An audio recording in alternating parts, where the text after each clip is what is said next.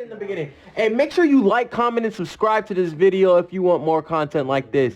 And leave a comment. Hey man, it's your boy Jaimito here, and today we're going over the first two games of March Madness and part of the first four in order playing games, however you like to describe it. They're still March Madness games, they're still March Madness teams.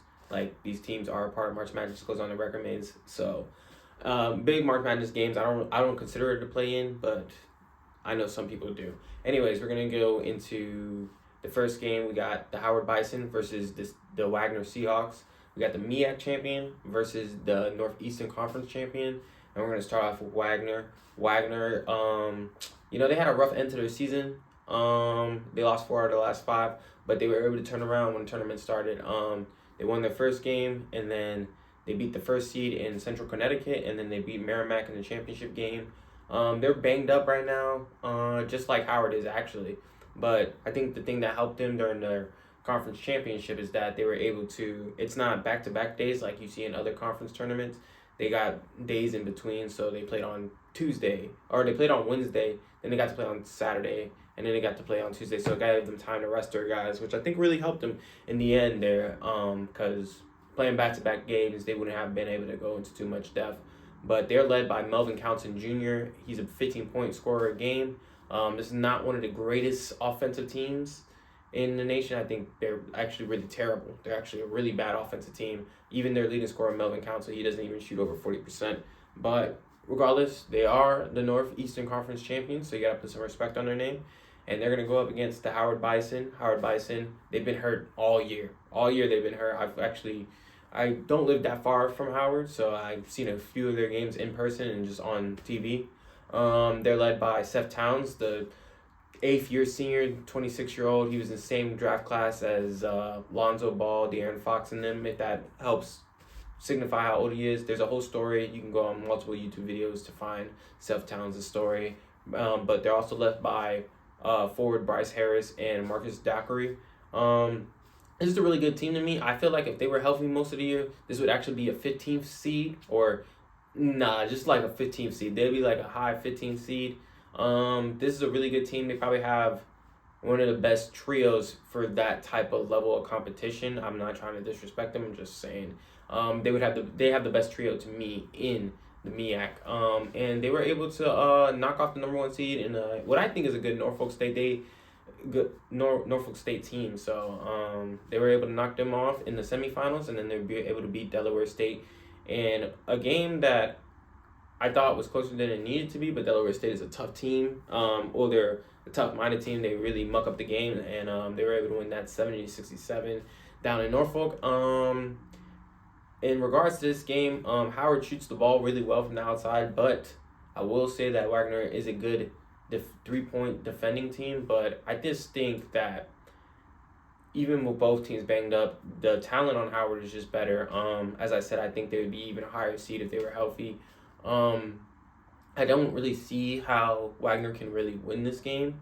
They're just really not a good offensive team. I think they're gonna have trouble keeping up with Howard once they start getting going. And I think that this is actually gonna be a Bryce Harris game, and he's gonna completely take over the game. I feel like he's gonna have a big game today, and they're gonna lean on him to win. And then Seth Towns is gonna contribute. Marcus Dockery, if he gets it going from 3. I just think that Howard's the better team. They're only favored by 3.5. I would definitely take them to cover. I think they can win by 8, 10 plus points. I feel like, these first 4 games are a little chaotic. There's big swings and stuff, but like big momentum changes.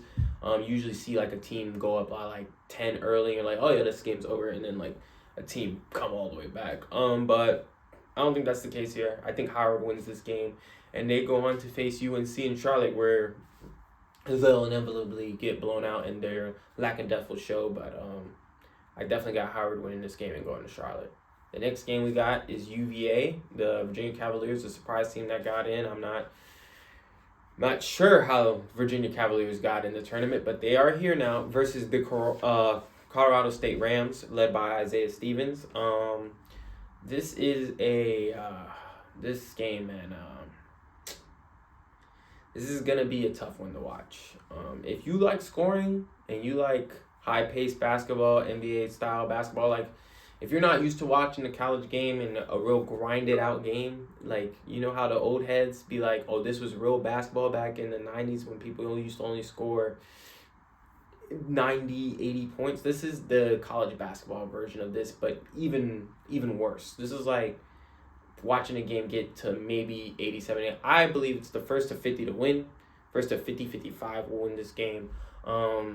Isaiah Stevens is probably the best guard in the nation.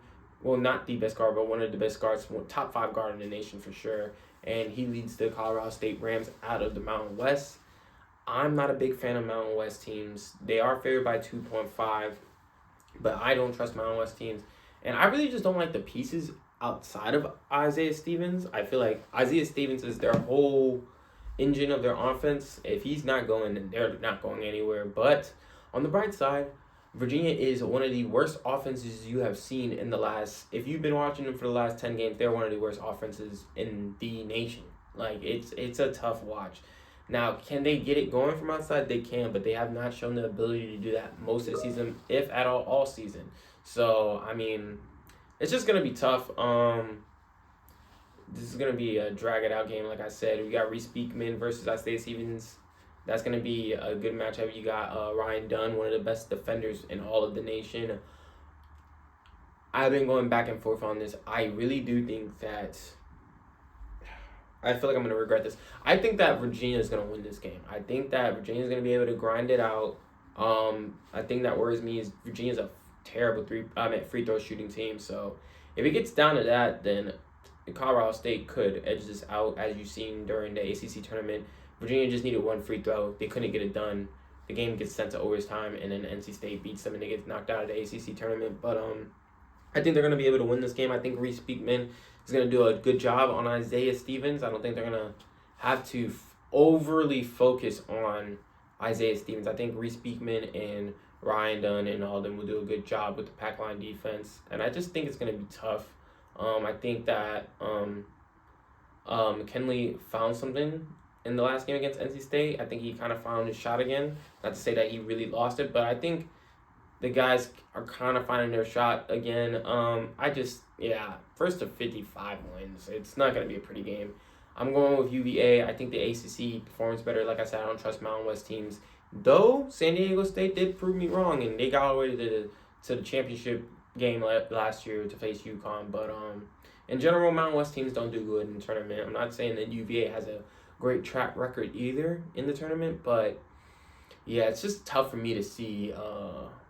I just don't trust anyone else out of Isaiah Stevens. I think that Reese Beekman and them and Tony Bennett can get it done and move on to the next round. That's it for today. Me and the guys will be giving out our college predictions and whatnot. Please like, comment, and subscribe for more content like this. And I will see you guys tomorrow.